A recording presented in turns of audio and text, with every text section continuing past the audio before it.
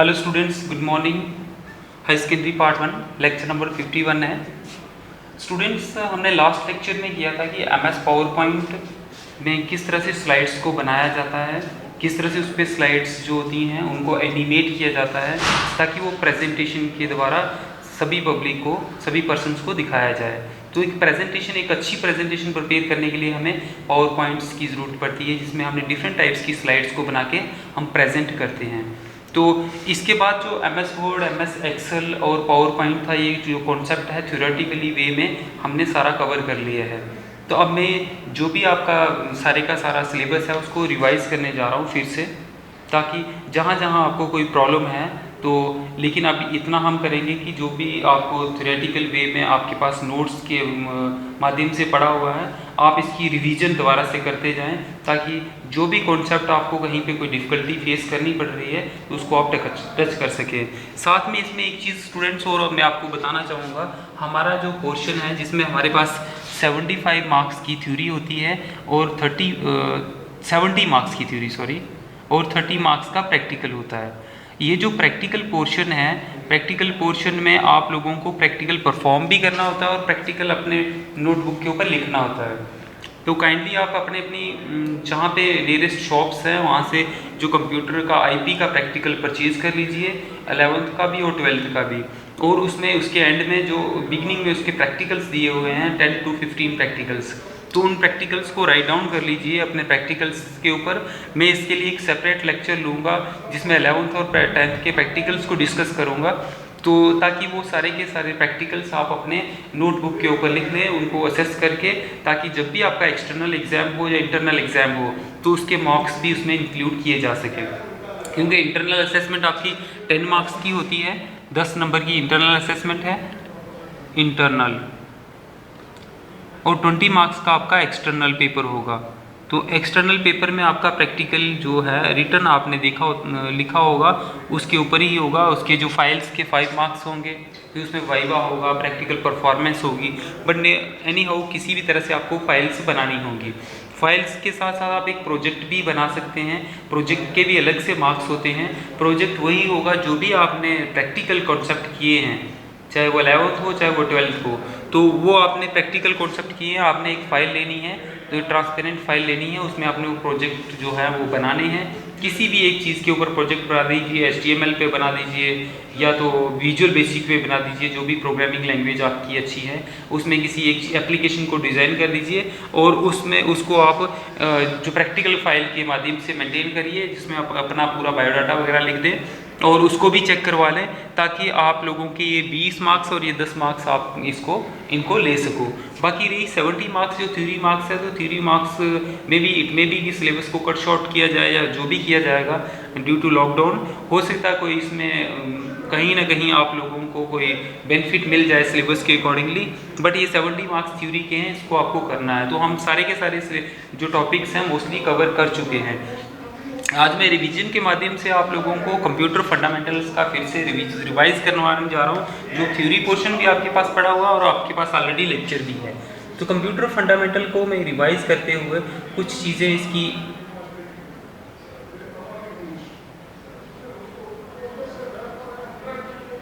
Discuss करूँगा यहाँ पे, जिसमें आपके पास कंप्यूटर फंडामेंटल में सबसे पहले आपको डेफिनेशन देखनी पड़ती है कि कंप्यूटर की डेफिनेशन है क्या।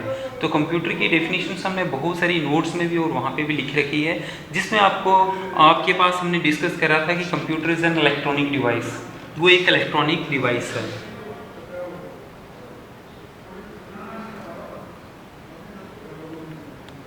Which process the data and gives us meaningful result, जो डाटा को प्रोसेस करता है और हमें मीनिंगफुल रिजल्ट प्रोवाइड करता है। तो इस डेफिनेशन को हम देखें, computer is an electronic device which process the data and gives us A meaningful result in the form of output जो भी आपको मिलेगा, चाहे वो सॉफ्ट कॉपी हो चाहे वो हार्ड कॉपी हो। दूसरा, the word computer comes from the word compute, जो कंप्यूटर का शब्द है, कंप्यूटर का जो शब्द है वो कंप्यूट से निकला है, जिसका मतलब होता है which means to calculate.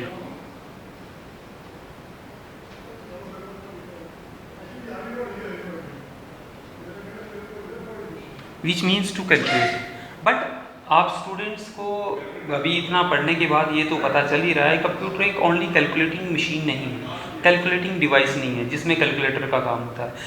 It is a no doubt it helps in calculation में ये हेल्प आपकी ज़रूर करता है, बट इट इज़ ये जो इसके अलावा it performs various others arithmetic and logical operations. Arithmetic and logical operations, ये बहुत सारे अर्थमेटिक में आपके पास क्या रह गया स्टूडेंट्स, जिसमें addition, subtraction, multiplication and division, ये सब फैक्ट्स को परफॉर्म किया जाता है, डिफरेंट टाइप्स की कैलकुलेशंस को किया जाता है। हर किस्म के अर्थमेटिक ऑपरेशंस इसमें आते हैं। आपने विजुअल बेसिक में देखा, आपने एमएस एक्सेल में देखा, स्प्रेडशीट में हम किस तरह से फाइनेंशियल फंक्शन का इस्तेमाल करते हैं, और आपने विजुअल बेसिक में भी देखा कि कौन कौन से ऑपरेटर्स हैं जिनको इस्तेमाल किया जाता है, कौन कौन से लॉजिकल ऑपरेटर्स हैं जिनको हम यूज़ करते हैं। लॉजिकल ऑपरेटर्स में अब आपके पास है डिसीजन मेकिंग पावर्स।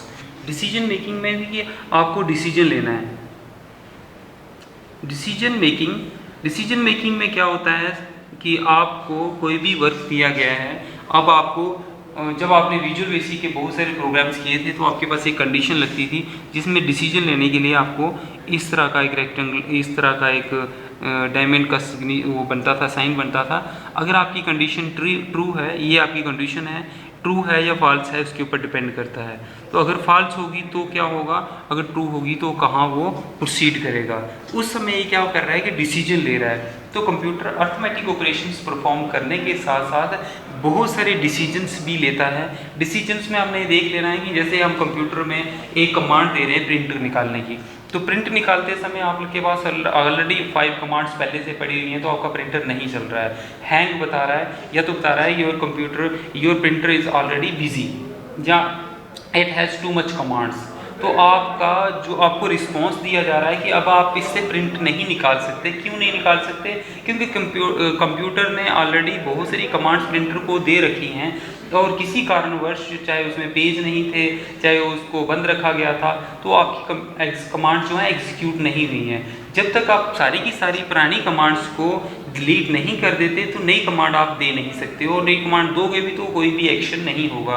तो ये लॉजिकल डिसीजंस लिए जा रहे हैं, ये सारे लॉजिकल डिसीजंस कंप्यूटर लेता है। कंप्यूटर अपने लेवल पे डिसीजंस लेके वर्क को परफॉर्म करता है। तो ये सारा रहा कि ये डेफिनेशंस थी कंप्यूटर की डेफिनेशंस में हमने ये देखा कि वो एक इलेक्ट्रॉनिक डिवाइस है जो डाटा को प्रोसेस करती है, जो रिसीव्स करती है डेटा को रिसीव करने के लिए इनपुट डिवाइसेस की ज़रूरत पड़ती है, और इनपुट डिवाइसेस के बाद उसकी प्रोसेसिंग होती है, और प्रोसेसिंग के बाद आउटपुट में इंफॉर्मेशन जाती है, जिससे आप मॉनिटर और स्क्रीन में देख के आप कोई भी वर्क को एग्जीक्यूट कर सकते हो।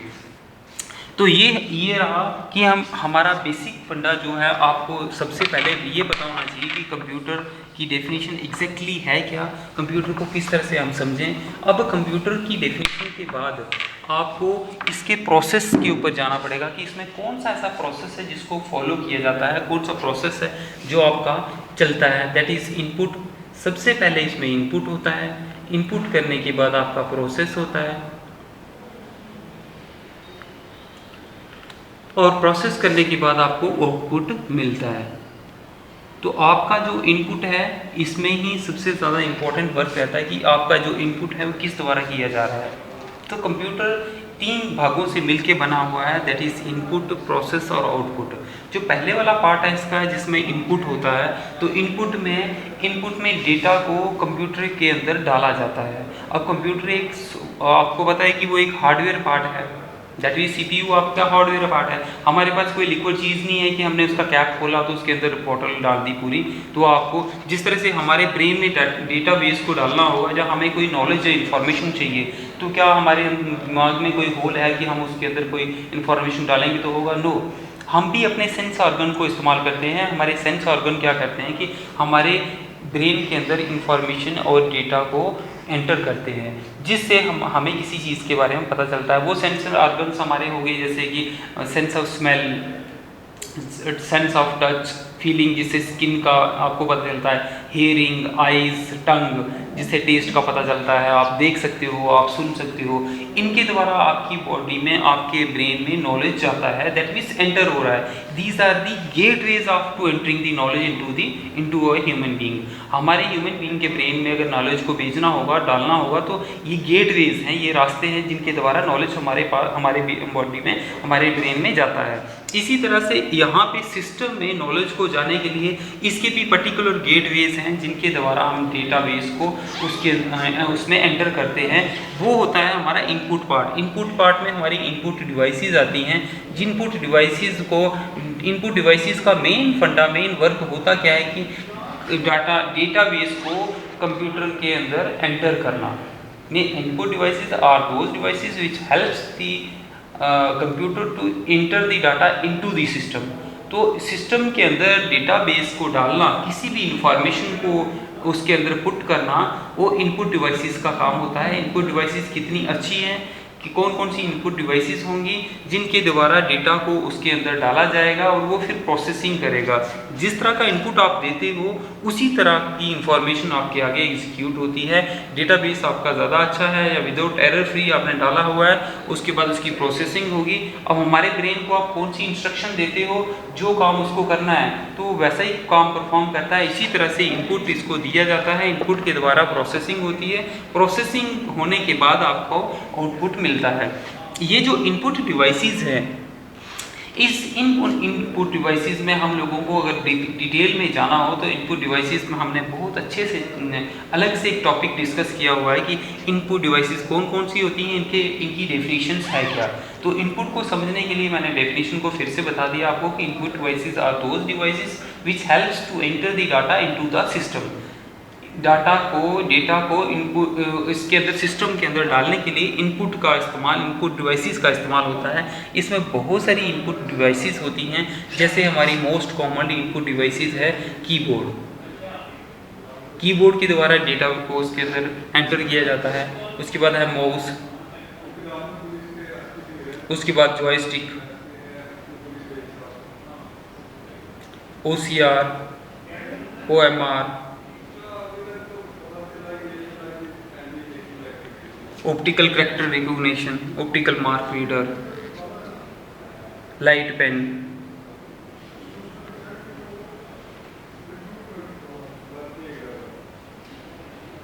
और भी बहुत सारी ऐसी डिवाइसेस हैं जिन डिवाइसेस को हम यूज़ कर सकते हैं डेटाबेस को सिस्टम के अंदर डालने के लिए। हर एक डिवाइसेस को आपने अच्छे से समझाया है। मैंने आपको रिवीजन में इतना बताया है कि कंप्यूटर फंडामेंटल में इनपुट का एक पार्ट है।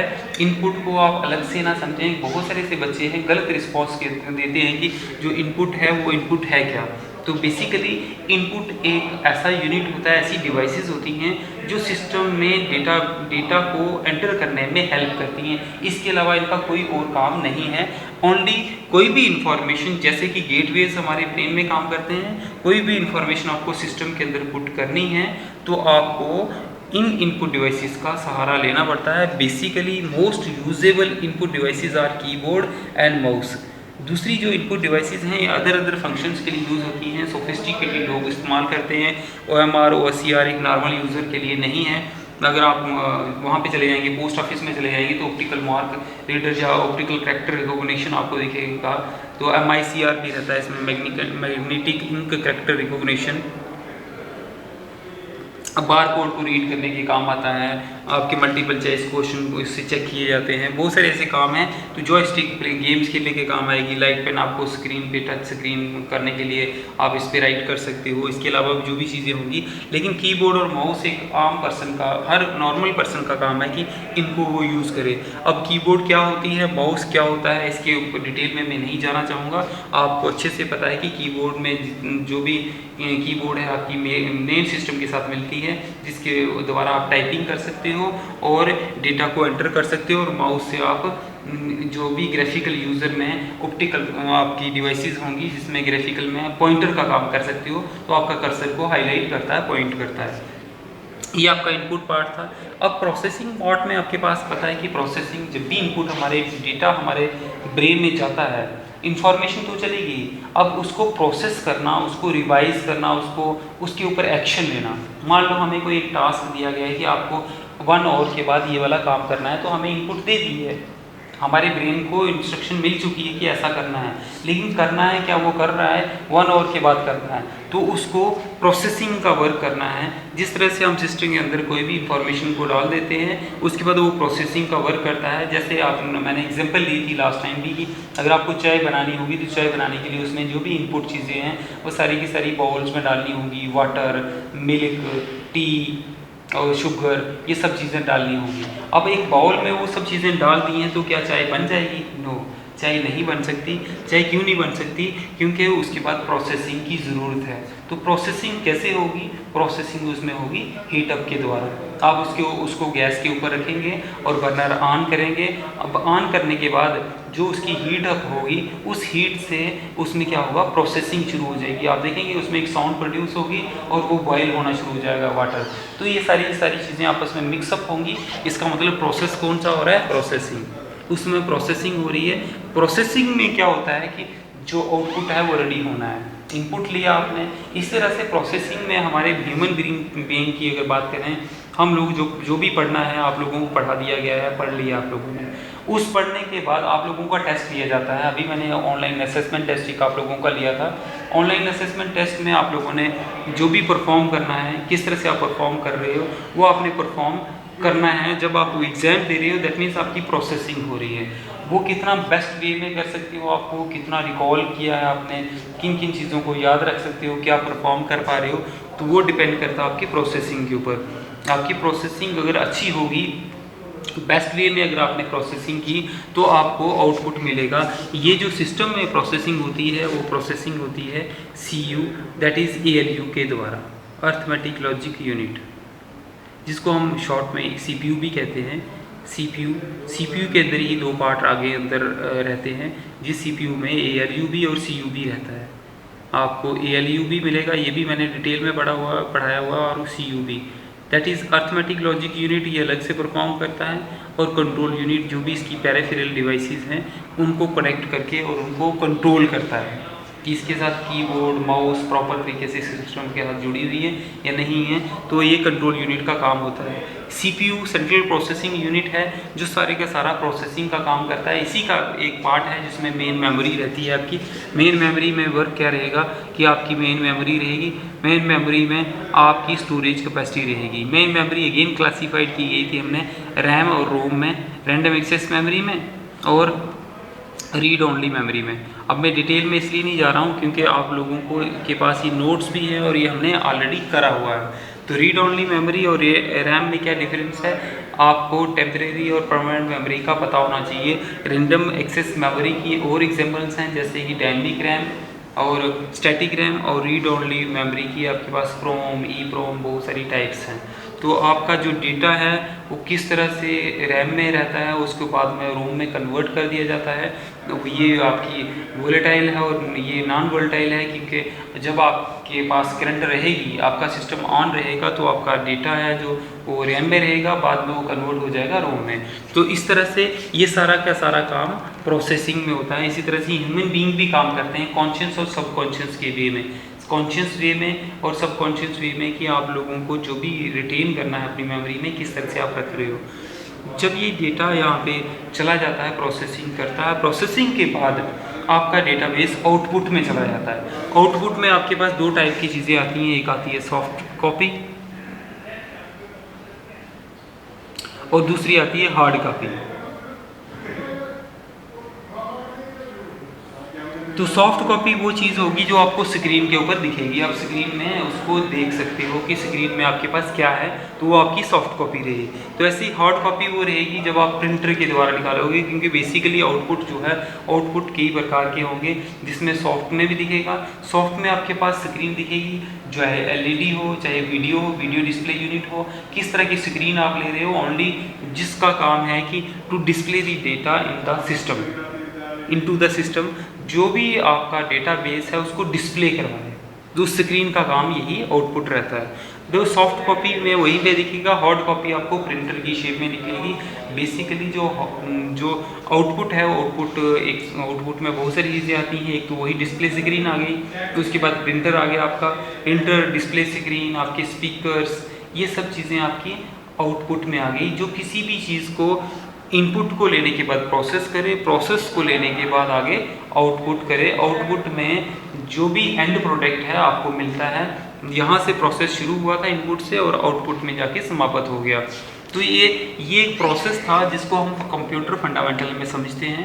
कंप्यूटर की डेफिनेशन को समझने के साथ साथ इन चीज़ों को समझना ज़रूरी है, क्योंकि इनपुट, प्रोसेस और आउटपुट के द्वारा ही इस पूरे सिस्टम को चलाया जाता है।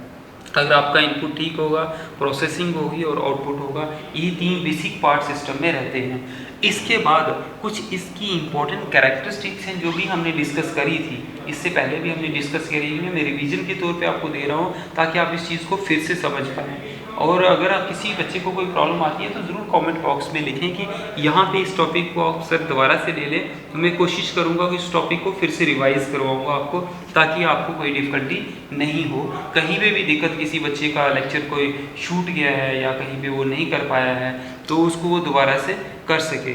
तो आप इसके बाद हमारी बहुत सारी ऐसी चीज़ें आएंगी जिसमें इसकी कैरेक्टरिस्टिक्स आएंगी। दैट मीन्स जो सिस्टम है, जो कंप्यूटर सिस्टम है आपका, तो उसकी मेन विशेषताएं हैं क्या, कौन कौन ये ऐसी विशेषताएं हैं जिनको हम यूज़ करते हैं। क्योंकि कंप्यूटर की एप्लीकेशंस हैं, आप देख रहे हैं कि आज के टाइम में कंप्यूटर एक पार्ट एंड पार्सल बन गया है हर ह्यूमन बीइंग का। कंप्यूटर का नॉलेज जिसको नहीं होगा, चाहे वो जितना भी एजुकेटेड हो, तो कंप्यूटर का नॉलेज नहीं होगा, आईसीटी बेस्ड लर्निंग को नहीं जानता होगा, तो आप कहीं ना कहीं वो विफल हो जाता है अपनी लाइफ के साइकिल में। तो लाइफ को अगर प्रॉपर तरीके से चलाने के लिए हम लोगों को इन चीज़ों का सहारा, इन चीज़ों का यूज़ लेना पड़ेगा।